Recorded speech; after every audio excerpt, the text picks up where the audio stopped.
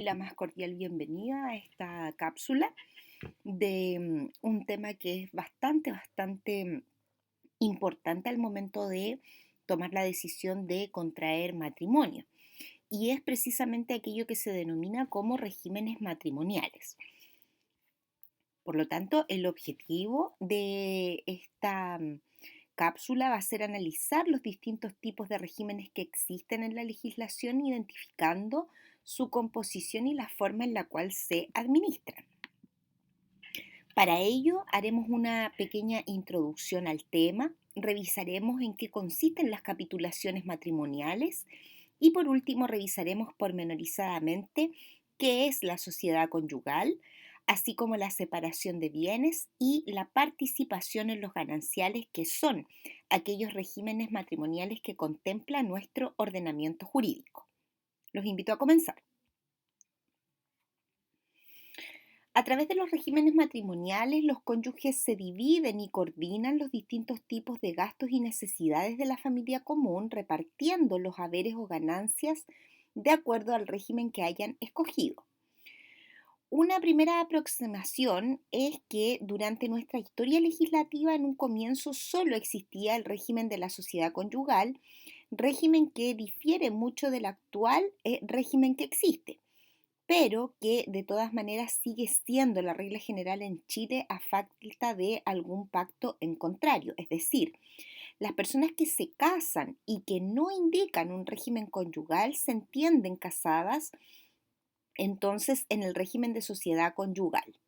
Posteriormente es que se crea la separación de bienes por ahí por el año 1994, en donde también se crea un régimen mixto denominado participación en los gananciales.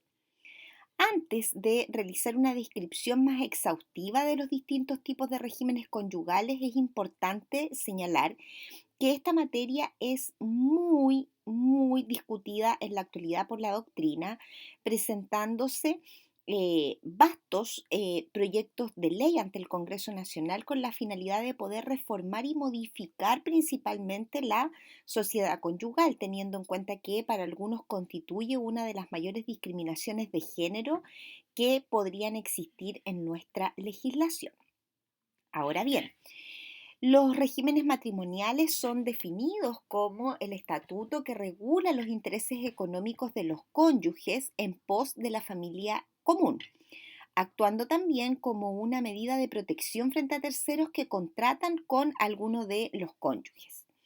En nuestro país, la elección acerca del tipo de régimen matrimonial queda entregada directamente a los cónyuges, existiendo distintos momentos para poder hacer esta elección o incluso modificar el régimen. A falta de pacto, como habíamos señalado, es la ley quien suple la voluntad expresa designando como régimen matrimonial la sociedad conyugal. Así, cuando las partes nada expresan sobre la elección de un régimen matrimonial, se entienden casados bajo el régimen de sociedad conyugal. En legislaciones internacionales existen los más diversos tipos de regímenes matrimoniales, pero en el nuestro solo existen tres. Por un lado, vamos a encontrar la comunidad entre los cónyuges donde se reparten las necesidades y ganancias comunes, que es la famosa sociedad conyugal. Luego nos vamos al otro extremo donde existe la separación total de bienes, donde los cónyuges no mezclan sus bienes entre sí y existen dos patrimonios totalmente diversos. Esto es el patrimonio del marido y el patrimonio de la mujer.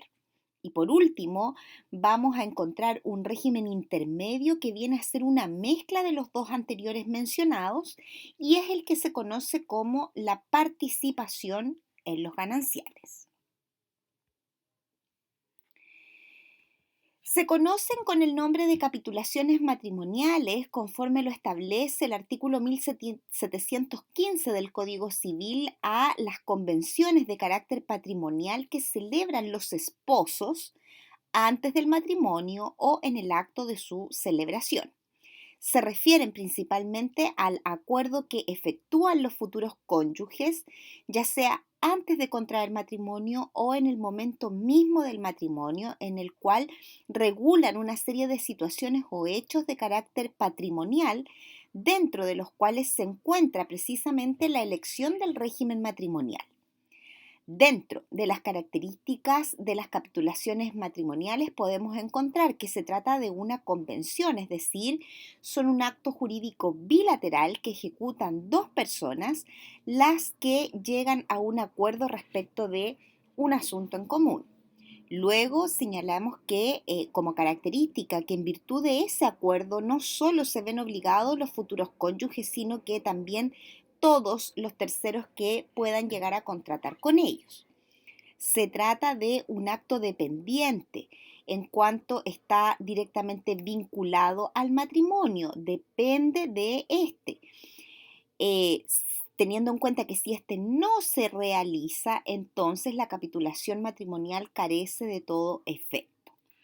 Según el momento de la celebración podemos distinguir cuáles son los requisitos para que se puedan realizar. Vamos a encontrar las capitulaciones matrimoniales celebradas antes de contraer matrimonio, y en este punto es importante señalar que para celebrarlas se deben cumplir con mayores solemnidades que al momento de celebrar el matrimonio en sí.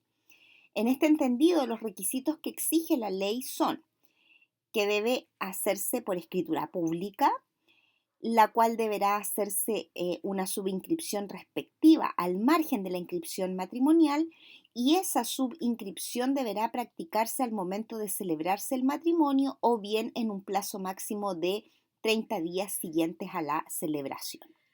El objeto de este tipo de acuerdo sostenido por los futuros cónyuges antes de la celebración del matrimonio puede considerar diversas materias, como sería que se podría acordar la separación parcial o total de bienes entre los cónyuges, estipular que la mujer dispondrá libremente de una determinada suma de dinero, hacerse donaciones los esposos por causa del matrimonio, renunciar a los gananciales habidos en la sociedad conyugal, etc.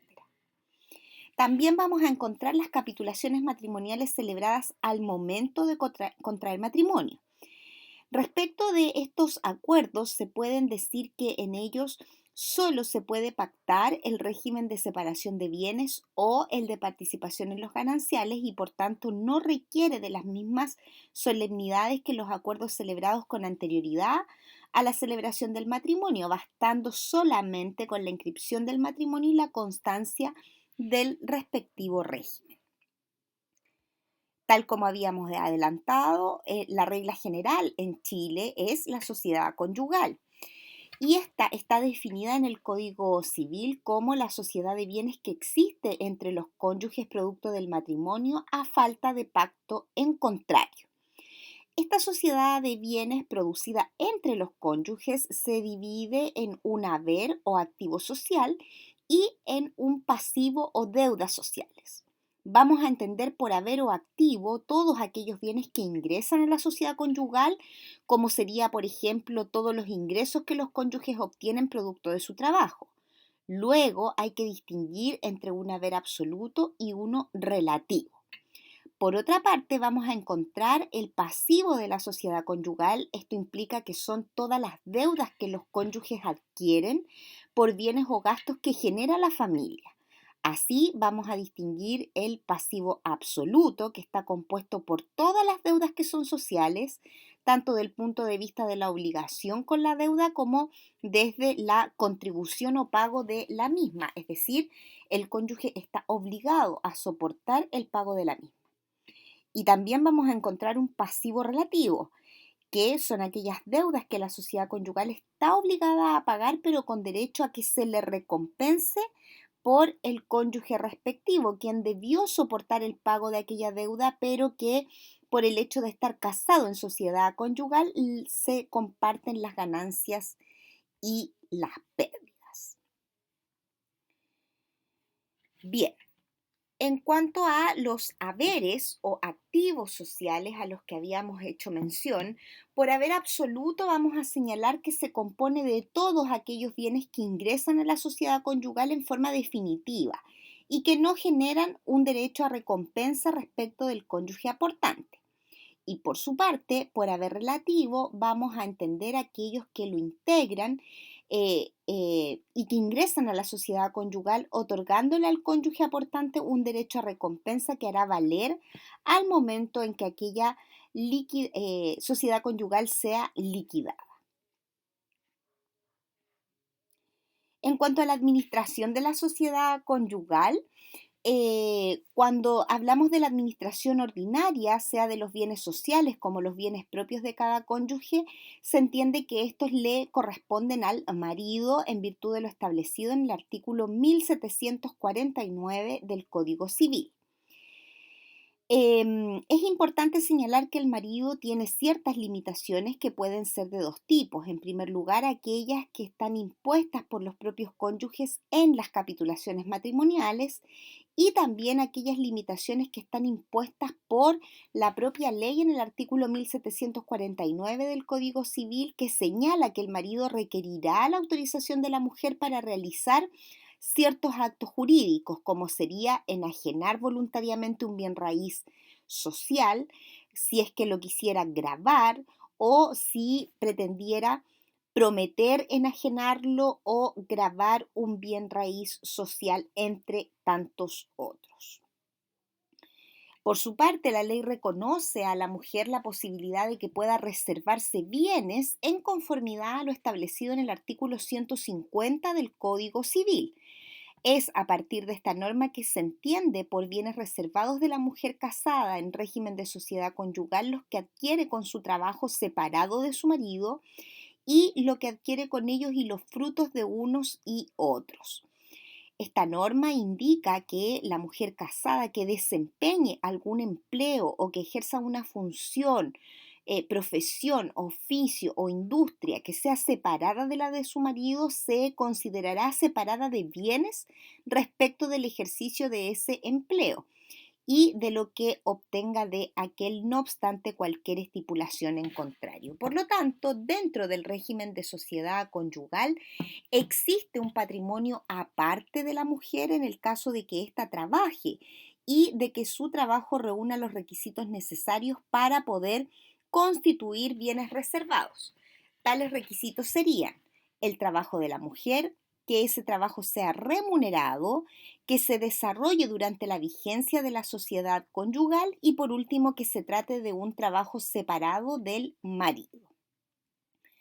Ahora bien, la sociedad conyugal puede ser disuelta en cuanto a los bienes que han formado la misma entre los cónyuges y se puede hacer de acuerdo a las causales establecidas en la ley. En primer lugar, vamos a encontrar la muerte de uno de los cónyuges, también por sentencia de separación judicial, por sentencia de separación de bienes comunes, también a través de la declaración de nulidad del matrimonio, por sentencia que declare el divorcio o si existe un régimen patrimonial en cuanto a la separación de bienes o la participación en los gananciales.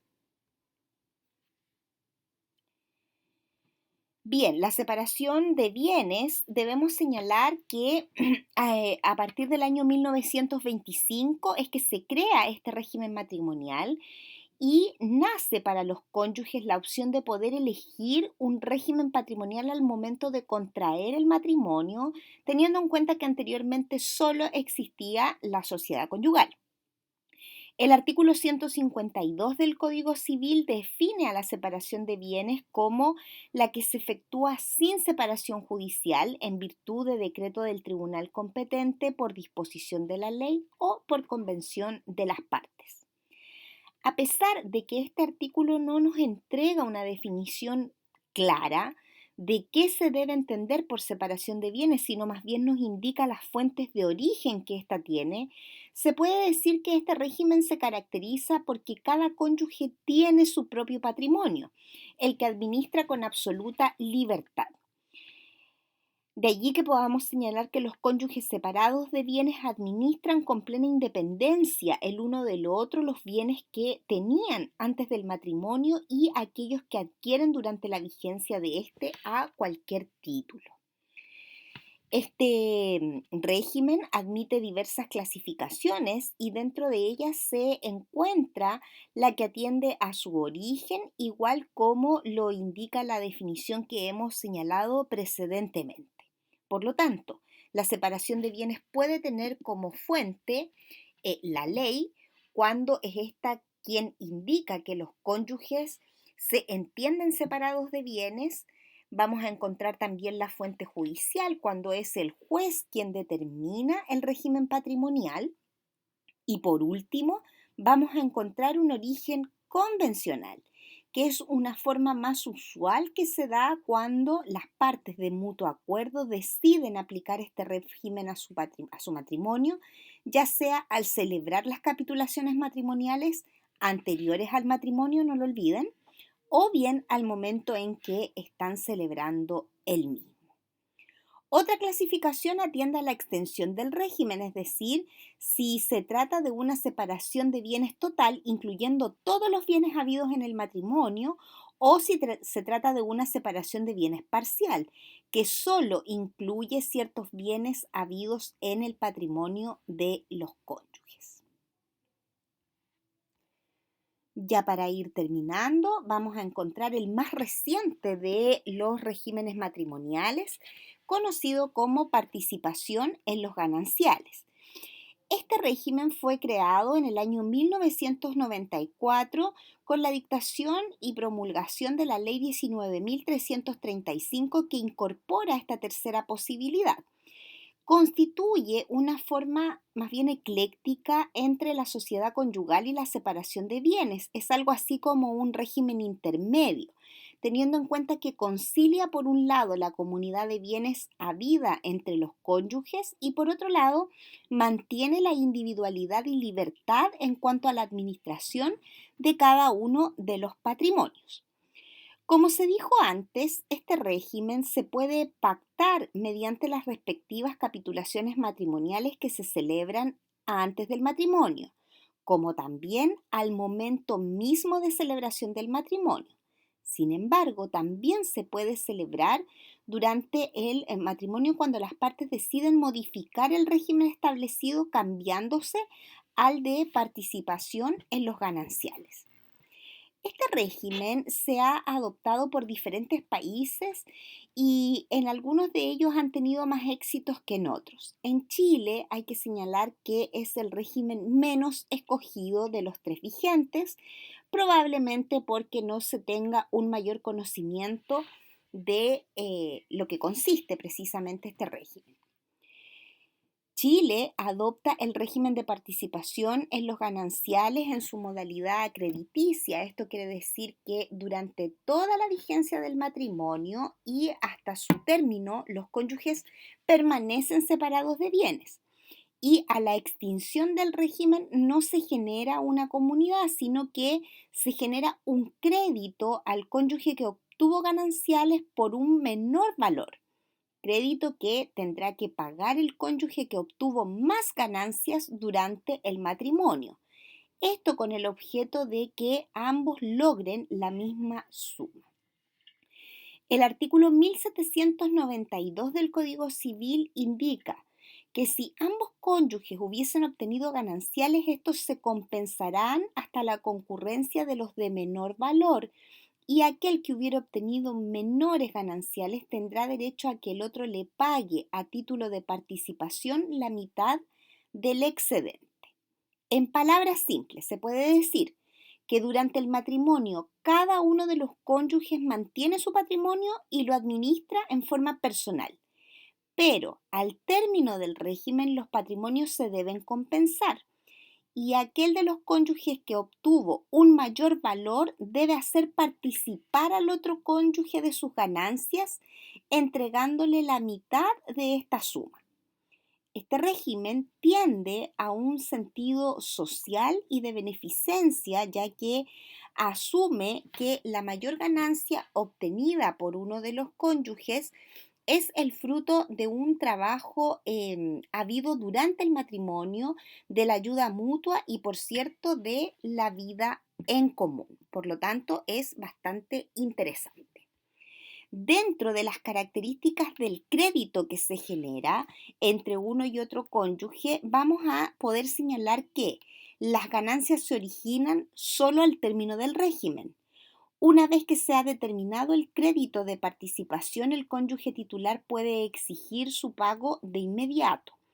Por lo general se paga en dinero, pero nada obsta, nada impide a que los cónyuges acuerden otra forma de pago. Y por último, es importante señalar que este crédito no constituye renta para efectos de el pago de impuestos. La forma en la que se extinguirá este régimen serán por la muerte de uno de los cónyuges, por la declaración de nulidad del matrimonio, por la sentencia de divorcio, por la separación judicial de los cónyuges o bien por un pacto de separación de bienes que celebren los propios cónyuges.